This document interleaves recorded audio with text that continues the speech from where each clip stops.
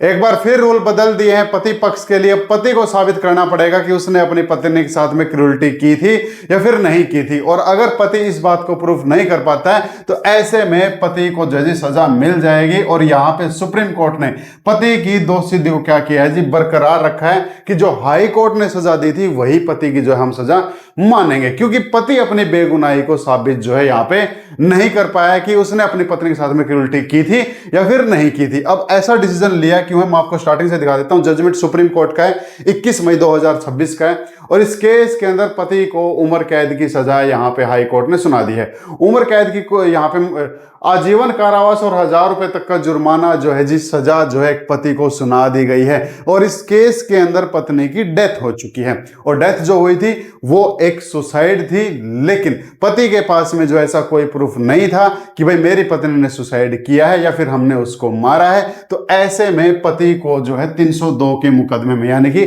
Murder के case में पति को अब अंदर भेजा कि इसने अपनी वाइफ की हत्या की है, लेकिन वो सुसाइड था या हत्या था ये पति प्रूफ नहीं कर पाया। अब ऐसे में हम आगे देख लेते हैं कि हुआ क्या था।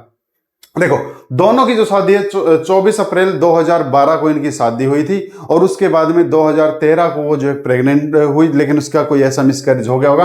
लेकिन 2015 में उसने एक बच्चे को जन्म दिया, और 23 अगस्त 2015 को जब उनके फादर साहब ने, लड़के के फादर साहब ने उनके ससुर के पास फोन किया कि हम हमारी बच्ची को रक्षाबंधन के अवसर पर जो है भाई लेने के लिए आएंगे, तो उन्होंने सुबह 11 बजे बताया कि उनके बड़े बेटे चेतन ने उन्हें बताया कि उनकी पत्नी जो थी, वो जो लड़की थी, उनको भाई उसने अपने घर में फांसी लगाकर आत्महत्या कर ली है, प्रयास किया है, लेकिन उनको संदेह था कि उनकी मृत्यु नहीं हुई है, लेकिन वे उन्हें डॉक्टर के पास ले गए। ससुर ने बताया लड़के के फादर साहब को 11 बजे फोन करके कि भाई उन्होंने जो है फांसी लगाने की कोशिश की थी और मेरे बेटे जो है उसको हॉस्पिटल में लेके गए हैं, और शायद उसकी डेथ नहीं हुई है, उसने शायद सुसाइड का कोशिश किया, लेकिन हॉस्पिटल में उसकी क्या हो गई थी, उस लड़की की डेथ हो गई थी। अब गवाह नंबर 1 जो था, एक रिश्तेदार उसी के गांव का निवासी है, उसने गवाह में बताया कि रूपाली ने आत्महत्या कर ली है। रूपाली के माता पिता और रिश्तेदार उनके घर गए, पूछताछ करने पर उन्हें पता चला कि उन्हें वाणी सरकारी अस्पताल के प्राथमिक स्वास्थ्य केंद्र ले आया गया था। अस्पताल गए, उन्होंने देखा कि उनके दाहिने गाल पर चोट का ताजा निशान था और गर्दन पर रस्सी का निशान था। रूपाली ने पहले भी अपनी मां को बताया था कि माता पिता के 1 तोला सोना न लाने के कारण और प्रताड़ित किया जा रहा था और उसके साथ में दुर्व्यवहार किया जा रहा था। गवाह संख्या 1 ने पुलिस स्टेशन में शिकायत दर्ज कराई, और जिसके आधार पर क्या बन गए भाई, ये आरोपी बन गए। और क्यों तकरीबन 12 गवाहों से यहाँ पे पूछताछ किया है। ये एक सुसाइड थी, उसने फांसी लगा के खुद को जो है मार डाला, लेकिन जब वो मौके पे माँ बाप ने देखा तो उसकी गाल पे निशान थे, गर्दन पे निशान थे।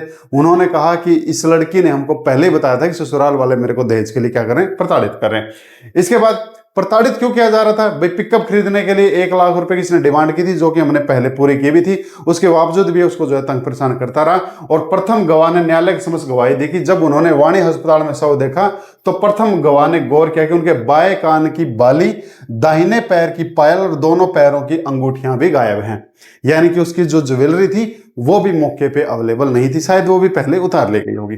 तो ये एक मोटा मोटा केस है, आपको कुछ केस की डिटेल मिल गई होगी कि यहाँ पे एक लड़की ने जो है सुसाइड किया है, और फिर उसके परिवार वालों ने क्या करवा दिया भाई, वही 498A 302 34 के तहत में भाई जो है मुकदमा दर्ज करवा दिया कि हमारी बच्ची की जो भाई इन्होंने मर्डर किया है, लेकिन उसने जो सुसाइड किया है वो फांसी लगा के सुसाइड किया है, ऐसा पति पक्ष का कहना है। और जो पत्नी के जो पक्ष है यानी कि उसके जो पीहर वाले हैं उनका कहना यह है कि हमारी लड़की को जो है दहेज के लिए मारा गया है।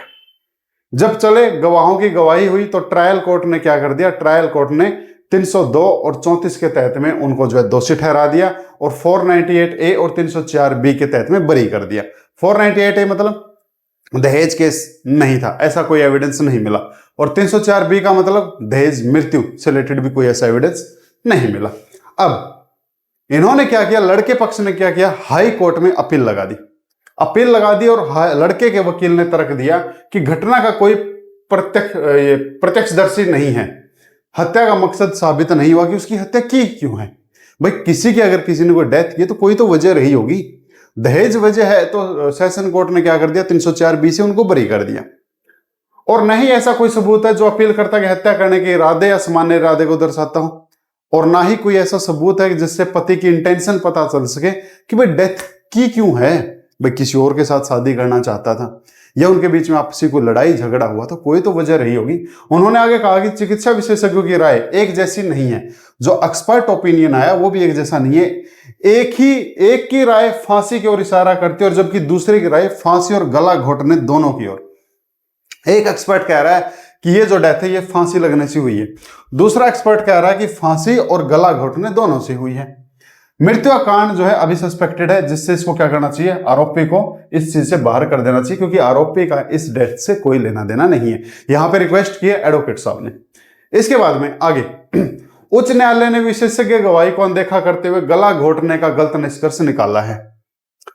मृतक से एक आत्महत्या पत्र बरामद हुआ है, एक सुसाइड नोट भी बरामद हुआ है, और लिखावट विशेषज्ञ ने इसकी पुष्टि मृतक की लिखावट के रूप में की थी।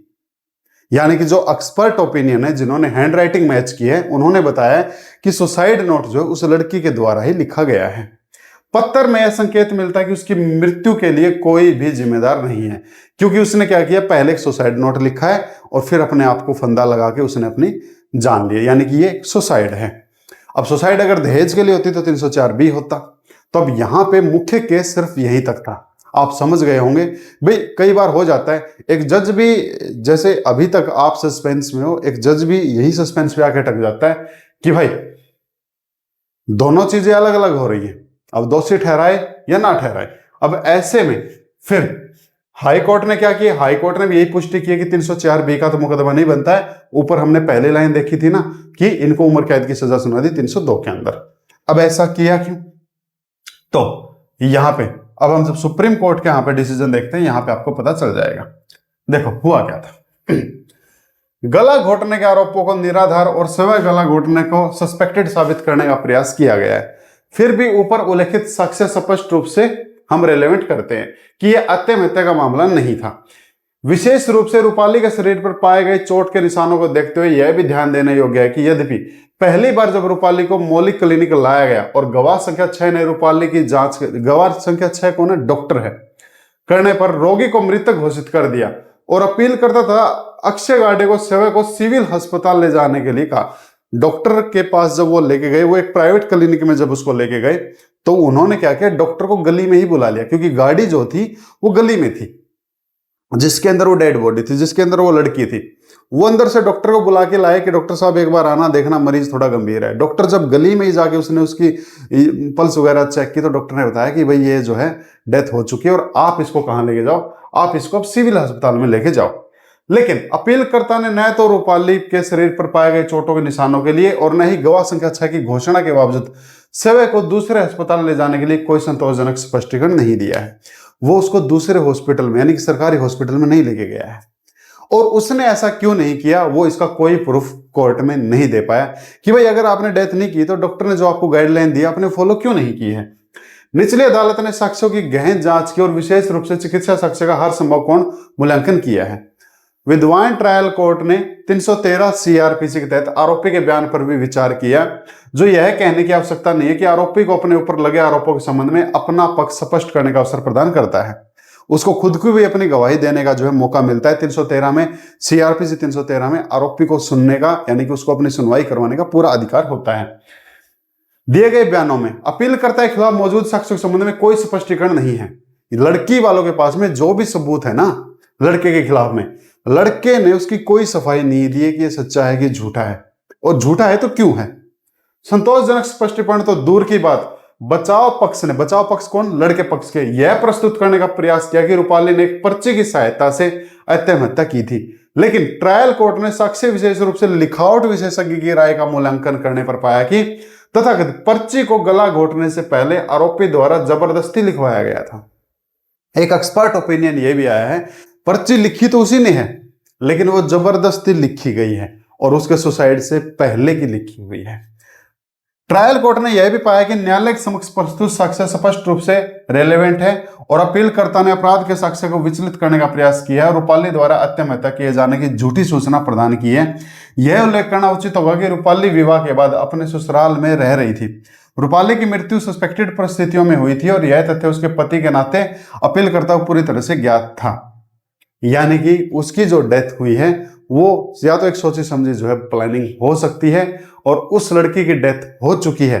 ये बात उसके पति को पता होते हुए उन्होंने क्या किया, वो उसको हॉस्पिटल लेके गए, डॉक्टर के बयान करवाए, फिर दूसरे यहाँ पे उसको लेके गए और उसको जो है सुसाइड बनाने की उन्होंने जी है कोशिश की है। अब इसके बाद में देख लेते हैं। उपरोक्त चर्चा और आलोक में हमारा सुविचार मत है कि अभियोजन पक्ष ने परिस्थितियों की एक पूर्ण अटूट श्रृंखला सफलतापूर्ण स्थापित की है, जो स्पष्ट रूप से अपीलकर्ता के अपराध की ओर इशारा करती है और निर्दोषता की किसी भी प्रकल्पना के साथ में पूर्ण असंगत है। यानी कि जो लड़की वाले हैं उन्होंने कड़ी से कड़ी जोड़ के हर चीज के फैक्ट और उन फैक्टों के उन्होंने सबूत जो कोर्ट में पेश किए हैं, जिससे हमको भी यही लगता है कि हमारा सुविचार मत भी यही है कि जो आरोपी है वो क्या है, वो गिल्टी है। चिकित्सा साक्ष्य वैवाहिक गार के भीतर मृतक की मृत्यु से संबंधित परिस्थितियां, घटना के बाद अपीलकर्ता का आचरण कथित आत्य मेहता पत्र के माध्यम से प्रस्तुत किया गया झूठा बचाव और भारतीय साक्ष्य अधिनियम यानी कि सेक्शन 106 के तहत में प्रतिपादित परिस्थितिजनक साक्ष्य पर दोष सिद्धि को नियंत्रण करने वाले सिद्धांत वर्तमान मामले में तथ्यपूर्ण असंतुष्ट होते हैं। हमें निचली अदालत द्वारा साक्ष्य के मूल्यांकन में कोई विकृत अभेयता या न्यायालय का उल्लंघन नहीं मिलता, जैसा कि हाई कोर्ट द्वारा पुष्टि की गई है, और इसलिए हम इसमें इंटरफेयर नहीं करते हैं और जो उन्होंने सजा सुनाई थी उस सजा को हम बरकरार रखते हैं और यहाँ पे इसमें कोई दम न होने के कारण इस पिटीशन को खारिज करते हैं। पिटीशन किसने लगाई थी? हस्बैंड के पक्ष ने लगाई थी और वो ये प्रूफ करने में नाकाम रहे कि भाई जो एविडेंस उसके खिलाफ में मिले थे वो झूठे हैं, उसको प्रूफ वो नहीं कर पाए हैं। तो भाई मैटर दहेज का था, लेकिन सेशन कोर्ट ने दहेज कोर्ट आगे सिर्फ इनके ऊपर 302 रखा कि 302 के अंदर भी ये लोग पूरी उम्र कैद के लिए ही अंदर जा रहे हैं। डेथ यहाँ पे उन्होंने की है क्योंकि डेथ की कोई वजह नजर नहीं आई है पूरे मुकदमे में। आपने देखा होगा डेथ की कोई वजह नहीं है कि उन्होंने उसका मर्डर क्यों किया है। ना तो दहेज के लिए मौत हुई है, ना क्रूरटी के लिए उसकी मौत की गई है, ना किसी और चीज के लिए उसको नहीं मारा गया है। तो यहाँ पे डेथ की वजह क्लियर नहीं हुई है, लेकिन लड़की वालों ने जो सबूत दिए हैं कि भाई ये देखो सुसाइड नोट जबरदस्ती लिखवाया गया है, ये जो है डेथ का इनको पता था कि घर में उस लड़की की डेथ हो चुकी, उसके बाद हॉस्पिटल लेके गए हैं, हॉस्पिटल के बाद उसको फिर ये सरकारी हॉस्पिटल नहीं लेके गए। तो ये जो सारी चीजें है ना, ये एक संदेह पैदा करती है कि ऐसा हुआ क्यों है, और संदेह के आधार पर कोर्ट ने उनको 302 में और 201 होता है सबूत मिटाने के लिए सजा सुनाई है। और पति के पक्ष के पास में अगर सबूत होता कि वो जो स्टोरी लड़की वाले बता रहे हैं वो झूठी है, तो यहाँ पे पति बच जाता। तो बर्डन ऑफ प्रूफ आ गया जी एक पति के ऊपर। उम्मीद करूंगा जानकारी आपको अच्छी लगी होगी। जजमेंट सुप्रीम कोर्ट का है 21 मई 2026 का। ये जानकारी आपको अच्छी लगी होगी। अच्छी लगी आप भाई इसको लाइक कर लें, शेयर कर लें। ये जो भी जजमेंट होते हैं ना, इन जजमेंट्स का आप अपने केस में भी यूज कर सकते हो, चाहे आप लड़की पक्ष में हो या फिर लड़के पक्ष में हो, क्योंकि काफी चीजें जो है इन केसों में भी तो जजमेंट ही यूज हुई है। इनके अलावा और बहुत सारे केस हैं। चलो फिर मिलते हैं फिर किसी जजमेंट के साथ में, उसके साथ में जो आप चाहो और आप क्या चाहते हो। कमेंट बॉक्स खुला है। Thank you.